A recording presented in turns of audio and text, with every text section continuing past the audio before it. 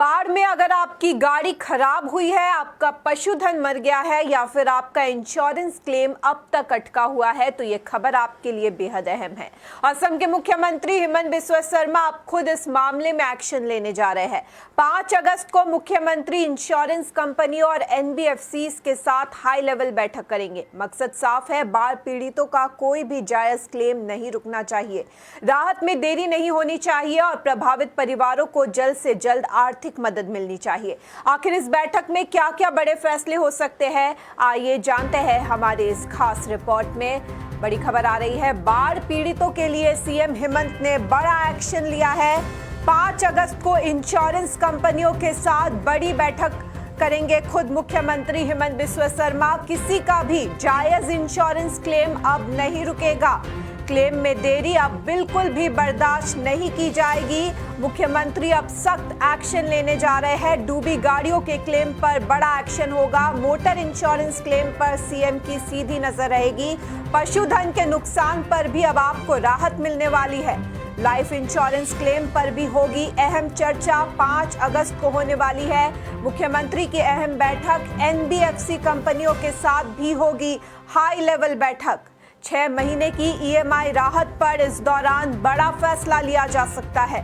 बाढ़ पीड़ितों को जल्द आर्थिक राहत दिलाने की तैयारी में है मुख्यमंत्री हेमंत बिस्वा शर्मा। क्लेम लटकाने वालों पर सख्त रुख अपनाएगी अब असम सरकार। बाढ़ पीड़ितों को उनका हक दिलाने की तैयारी तेज हो चुकी है। असम में बाढ़ से प्रभावित लाखों लोगों के लिए एक बड़ी राहत की उम्मीद सामने आई है। अगर आपकी गाड़ी बाढ़ में खराब हो गई है, आपका पशुधन बाढ़ की चपेट में आ गया है या आपके परिवार को इंश्योरेंस क्लेम मिलने में परेशानी हो रही है, तो अब सरकार इस मामले में सीधे दखल देने जा रही है।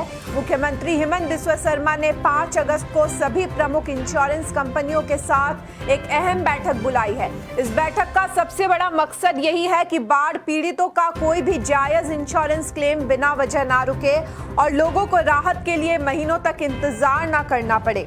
सरकार चाहती है कि जिन परिवारों ने बाढ़ में नुकसान झेला है, उन्हें जल्द से जल्द उनका हक मिले और क्लेम की प्रक्रिया तेज और पारदर्शी तरीके से पूरी हो। इस बैठक में खास तौर पर बाढ़ में डूबी गाड़ियों और मोटर इंश्योरेंस क्लेम की समीक्षा की जाएगी। मुख्यमंत्री इंश्योरेंस कंपनियों से साफ तौर पर कहेंगे कि क्लेम के निपटारे में किसी तरह की लापरवाही या देरी बर्दाश्त नहीं की जाएगी। इसके साथ ही पशुधन के नुकसान और लाइफ इंश्योरेंस से जुड़े मामलों पर भी विस्तार से चर्चा होगी, ताकि जिन परिवारों ने बाढ़ में अपने प्रियजनों या आजीविका का सहारा खोया है, उन्हें समय पर आर्थिक सहायता मिल सके। सरकार की कोशिश है कि राहत सिर्फ कागजों तक सीमित ना रहे, बल्कि जरूरतमंद लोगों तक जल्द पहुंचे। इतना ही नहीं, 5 अगस्त को मुख्यमंत्री नॉन बैंकिंग फाइनेंशियल कंपनियों यानी एनबीएफसी के साथ भी बैठक करेंगे। इस दौरान हाल ही में घोषित 6 महीने के लोन मॉरेटोरियम की समीक्षा होगी, ताकि बाढ़ प्रभावित लोगों को ईएमआई और लोन चुकाने के दबाव से राहत मिल सके।